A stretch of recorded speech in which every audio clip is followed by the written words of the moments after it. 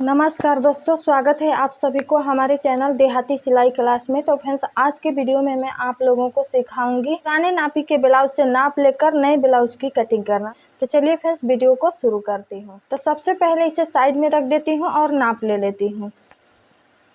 सबसे पहले पीछे से नाप लेना है लंबाई का। यहाँ शोल्डर के पास इंची टेप को रखना है, पूरा नीचे तक खींचते हुए नापना है।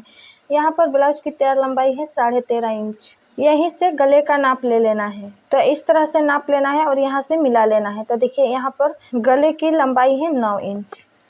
अब चेस्ट का नाप लेना है। सबसे पहले ब्लाउज को इस तरह से खोल लेना है और इंची टेप को यहाँ फिटिंग के पास रखना है और इधर भी फिटिंग की सिलाई के पास रखना है। तो देखिए, यहाँ तक 18 इंच है। अब यहाँ से देखिए, हुक वाली पट्टी के साइड से नाप लेना है। तो यहाँ पर देखिए, इंची टेप को रखना है और इस तरह से नाप लेना है। तो यहाँ पर देखिए 8 इंच, तो इधर भी 8 इंच होगा। तो इधर से अगर नाप लेते हैं तो यहाँ देखिए, जो आई वाली पट्टी है इसे छोड़ते हुए नाप लेना है। यहाँ पर भी देखिए 8 इंच। तो आगे से 16 इंच है और पीछे से है 18 इंच। तो यहाँ पर देखिए 34 चेस्ट साइज का ब्लाउज है। अब कमर का नाप लेना है। तो देखिए, इस तरह से नाप लेते हुए पूरे कमर को नाप लेना है। कमर है 30 इंच। हुक को बंद कर देना है और यहाँ से शोल्डर नाप लेना है।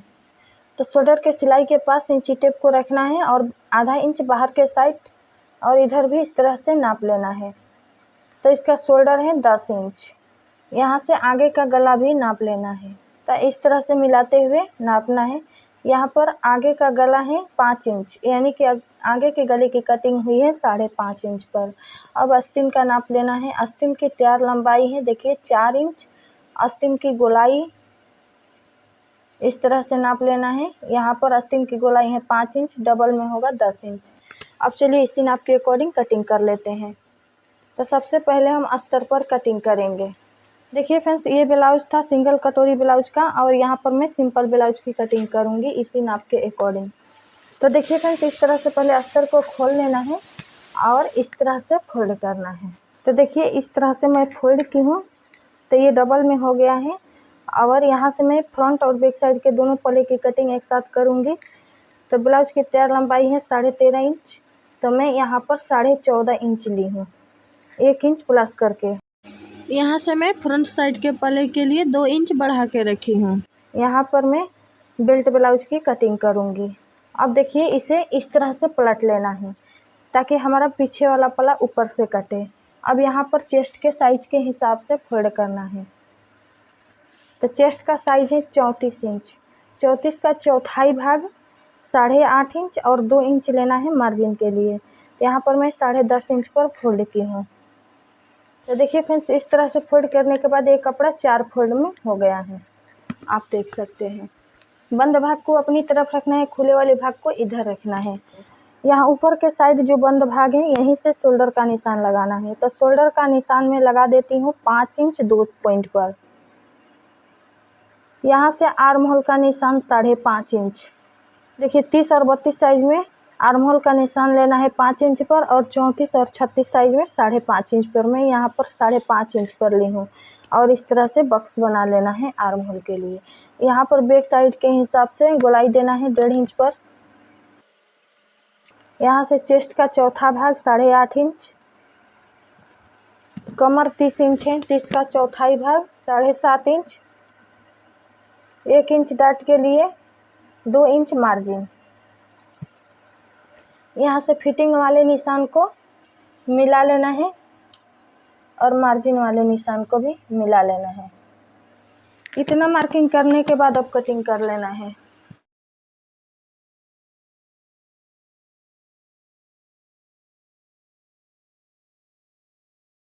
तो देखिए फ्रेंड्स, मैं कटिंग कर ली हूँ। अब इसे खोलना है और शोल्डर को खोल लेना है।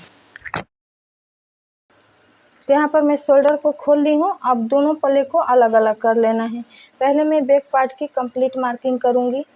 तो इसे इस तरह से डबल में बराबर करके रखना है। यहाँ से गले की चौड़ाई 2 इंच रखना है।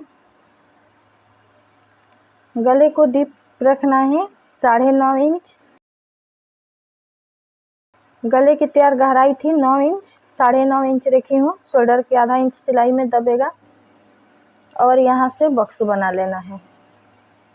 यहाँ से गोलाई का शेप दे देना है इस तरह से। यहाँ से टक्स का निशान लगाना है। तो देखिए फिटिंग का जो निशान है वहीं तक इंची टेप को रखना है और इस तरह से फोल्ड कर देना है इंची टेप को और यहाँ पर निशान लगा लेना है।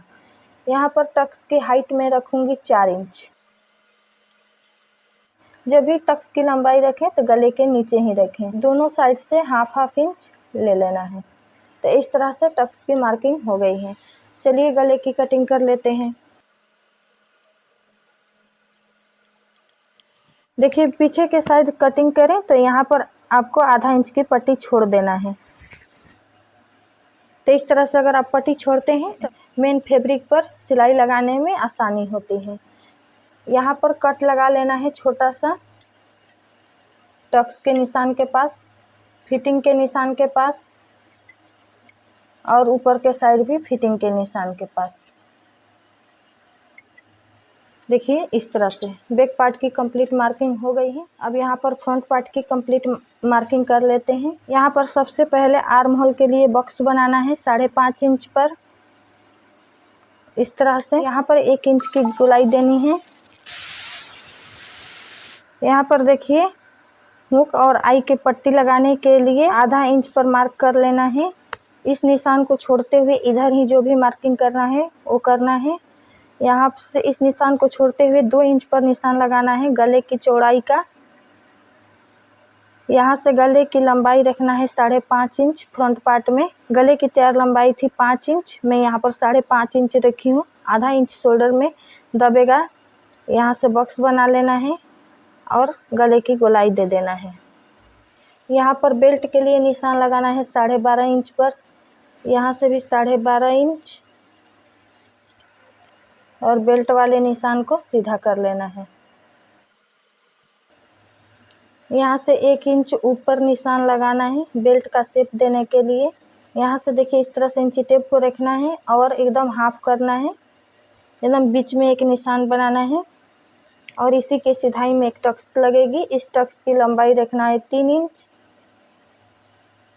इस तरह से यहाँ पर 2 इंच पर निशान लगाना है और इसी निशान को इस तरह से सीधा कर लेना है। यहाँ पर एक टक्स हो जाएगी और यहाँ से भी 2 इंच पर निशान लगाना है और इस निशान से भी 2 इंच पर एक निशान लगाना है टक्स के लिए। यहाँ से आपको लगभग 2 इंच ऊपर निशान लगाना है। यहाँ से 2 इंच पर फिटिंग का पहले निशान बना लेना है इस तरह से। और देखिए इस तरह से यहाँ से तिरछा मिला देना है। तो ये एक हमारी टक्स हो गई। इस निशान को आर्म होल में मिला देना है तो यहाँ भी हमारी एक टक्स बन जाएगी। इस तरह से देखिए चारों टक्स की मार्किंग हो गई है। यहाँ पर इस टक्स की चौड़ाई आपको 1.5 इंच रखनी है। तो यहाँ दोनों साइड से पौना इंच पकड़ते हुए टक्स को डालना है और इन तीनों टक्स को आधा इंच कपड़ा पकड़ते हुए टक्स को डालना है। यहाँ से बेल्ट का शेप दे देना है इस तरह से। देखिए यहाँ से देखिए इस तरह से आधा इंच ऊपर ले लेना है। तो इस तरह से हमारी कंप्लीट मार्किंग हो गई है फ्रंट पार्ट का। चलिए कटिंग कर लेते हैं। सबसे पहले बेल्ट की कटिंग करेंगे और यहाँ बेल्ट में से भी जो आधा इंच कपड़ा है इसे कट कर लेना है बराबर से। तो हमारी बेल्ट की कटिंग हो गई है। अब गले की कटिंग कर लेते हैं।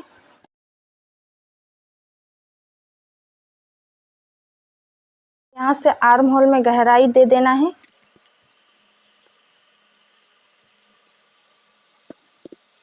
तो इस तरह से हमारी कटिंग हो गई है। अब इस निशान को दूसरे साइड लेना है। तो देखिए इस तरह से बराबर से पलट लेना है और हल्के हाथों से इस तरह से थपथपा लेना है। जब थपथपाएंगे तो ये निशान दूसरे साइड भी आ जाएगा। तो देखिए सारा निशान दूसरे साइड भी आ गया है हल्का हल्का। अब इसे डार्क कर लेना है। तो देखिए फ्रेंड्स इस तरह से मैं डार्क कर ली हूँ। तो देखिए इस तरह से हमारी फ्रंट साइड के कंप्लीट मार्किंग और कटिंग हो गई है। अब चलिए आस्तीन की कटिंग कर लेते हैं। इसे इस तरह से फोल्ड पहले करेंगे और नाप लेते हैं। देखिए यहाँ से हमारा दोनों आस्तीन निकलता है या नहीं। आस्तीन की तैयार लंबाई थी 4 इंच, तो यहाँ पर देखिए 6 इंच है, यानी कि हमारा यहाँ से निकल जाएगा आस्तीन। तो देखिए फ्रेंड्स, इस तरह से मैं कपड़े को डबल में रखी हूँ। आस्तीन की तैयार लंबाई है 4 इंच, मैं 5 इंच पर फोल्ड की हूँ। अब हम इस कपड़े को इस तरह से फोल्ड करेंगे। तो जब हम इस तरह से फोल्ड करेंगे तो सीने के चौथाई भाग के हिसाब से फोल्ड करना है। तो सीना का चौथाई भाग है 8.5 इंच, तो यहाँ पर मैं 8.5 इंच ही फोल्ड करूँगी। तो देखिए यहाँ पर मैं 8.5 इंच पर फोल्ड की हूँ। यहाँ से आस्तीन की तैयार लंबाई 5 इंच रखना है, 1 इंच प्लस करके। यहाँ से भी 5 इंच पर मार्क कर लेना है। यहाँ से देखिए सीधा कर लेना है कपड़े को। यहाँ से आस्तीन की मोहरी का निशान लगाना है 5 इंच पर। आस्तीन की गोलाई है 10 इंच, 5 इंच पर निशान लगा देती हूँ। यहाँ पर 2 इंच एक्स्ट्रा मार्जिन के लिए। यहाँ से 2.5 इंच डाउन करूँगी और इस निशान को भी सीधा कर लेती हूँ और यहाँ से 2 इंच पर मार्क कर देती हूँ।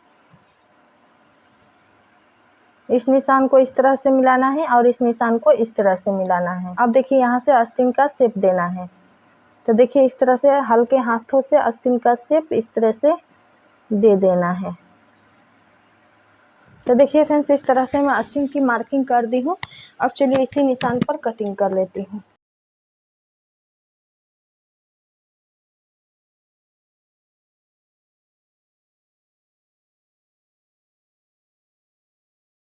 यहाँ पर देखिए फ्रेंड्स, मैं आस्तीन की कटिंग कर ली हूँ।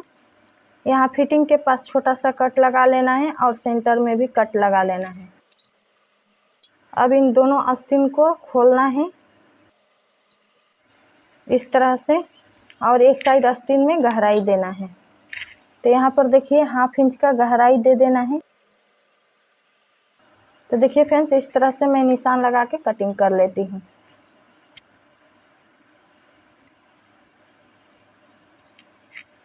तो देखिए मैं आस्तीन में गहराई दे दी हूँ।